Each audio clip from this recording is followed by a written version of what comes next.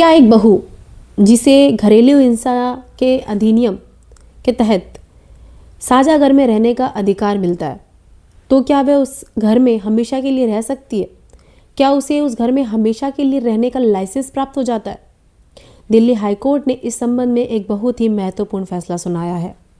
Delhi high court ने साफ कहा है कि एक बहू जिसे साझा घर में रहने का अधिकार प्राप्त है, इसका मतलब ये नहीं कि वह हमेशा के लिए उस घर में रह सकती है और उसे हमेशा के लिए उस घर में रहने का परमिट मिल गया है। घर की परिस्थितियों को देखते हुए, घर में शांति बनाए रखते हुए कोर्ट इस संबंध में फैसला सुनाता है। कोर्ट ये ज़रूर देखता है कि बहू के घर में रहने से शांति रहती है, परिस्थितियाँ ठीक रहती है, तो ही कोर्ट आदेश देता है कि बहू उस साझा घर में रह सकती है या नहीं। और अगर कोर्ट को लगता है कि घर के बुजुर्ग को बहू की वजह से बहुत परेशानी हो रही है या घर में शांति नहीं रहती है, तो वह बहू को अलग रहने का आदेश दे सकती है। और इस आदेश में कोर्ट बहू के लिए इतना करेगा कि उसको अलग से किराए पर रहने की सुविधा देगा या फिर अलग से घर लेकर रखने की सुविधा देगा।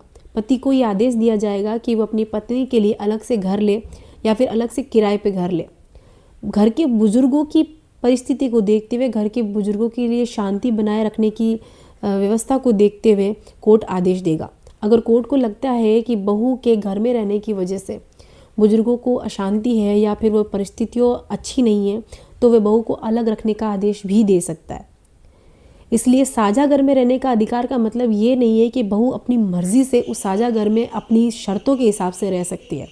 अगर वह घर का माहौल ख़राब कर रही है या फिर वह ज़बरदस्ती उस घर में रह रही है, उसकी वजह से बुज़ुर्गों को परेशानी हो रही है, उस घर में रहने वाले अन्य सदस्यों को परेशानी हो रही है, तो कोर्ट आदेश देगा कि वे अलग से किसी अन्य घर में रहे या फिर उसके पति को आदेश देगा कि वे अलग से उसके लिए कहीं और पे किराए पे या फिर अलग घर में रहने की व्यवस्था करे।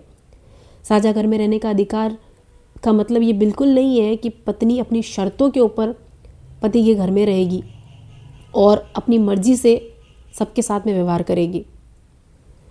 दिल्ली हाईकोर्ट का ये फैसला आपको कैसा लगता है, मुझे कमेंट में ज़रूर बताएं। वीडियो अच्छा लगा हो तो लाइक एंड शेयर ज़रूर करें और मेरे चैनल को सब्सक्राइब करें।